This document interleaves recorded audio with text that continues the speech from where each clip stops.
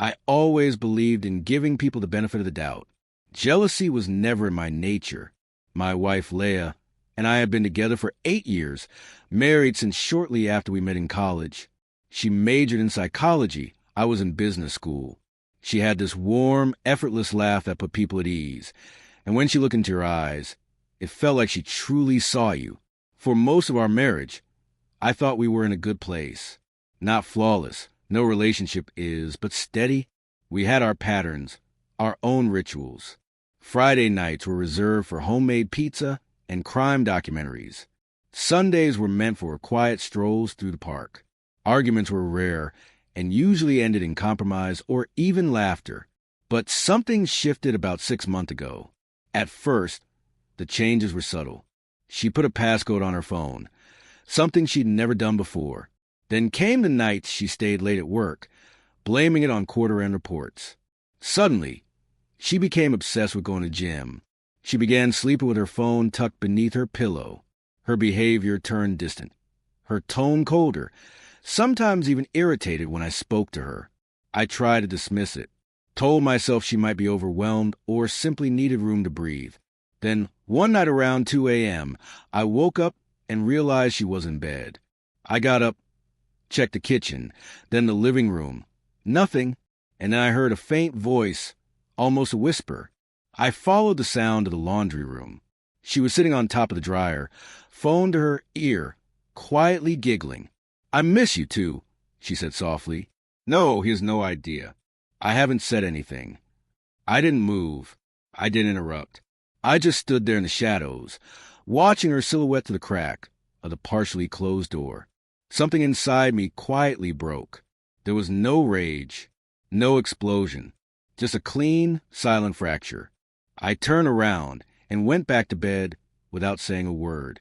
15 minutes later, she slipped in beside me, curled up close, and pressed a gentle kiss on my shoulder like nothing had happened. I didn't sleep a minute that night. I just lay there, staring up at the ceiling, frozen in silence. The following morning, I didn't confront her.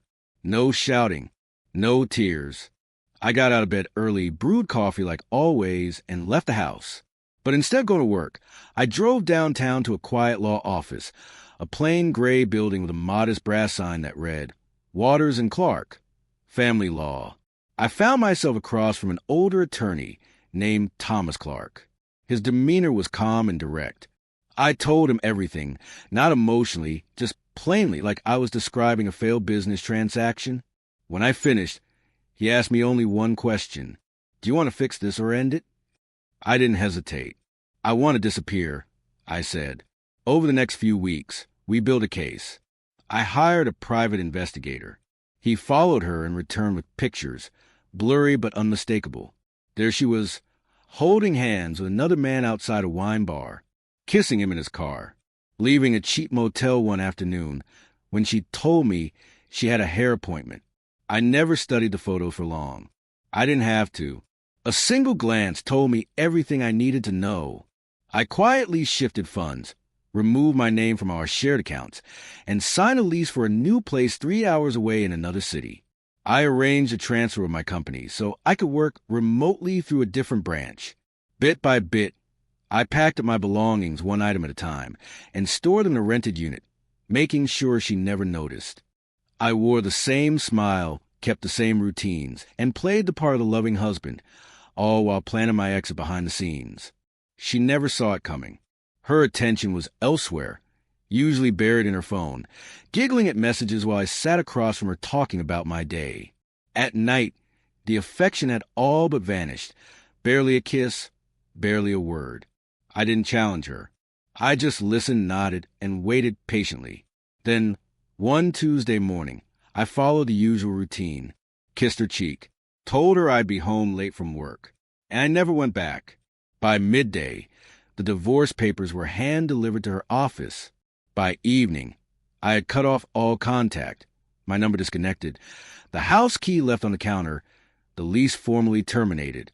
My work email was deactivated, set with an automatic reply. This account is no longer in use. It was as if I had never existed in her world. She tried to reach me, dozens of calls, texts, emails, voicemails. At first, her messages were cold and defiant. "I can't believe you're doing this." Then came the desperation. "Please, just talk to me." "I'm sorry, please." I never answered. She sent her sister to track me down, reached out to my coworkers, even went crying to my parents, begging them to tell her where I'd gone, insisting it had all been a terrible mistake. But I stayed silent. Some betrayals cut so deep, they don't warrant a response. Some wounds are best met with nothing at all. It's been 10 months now. I live in a quiet coastal town, smaller, slower. I work from a peaceful office, take long walks along the shoreline in the evenings, and sleep soundly through the night. The breeze carries us in a salt and something else, freedom.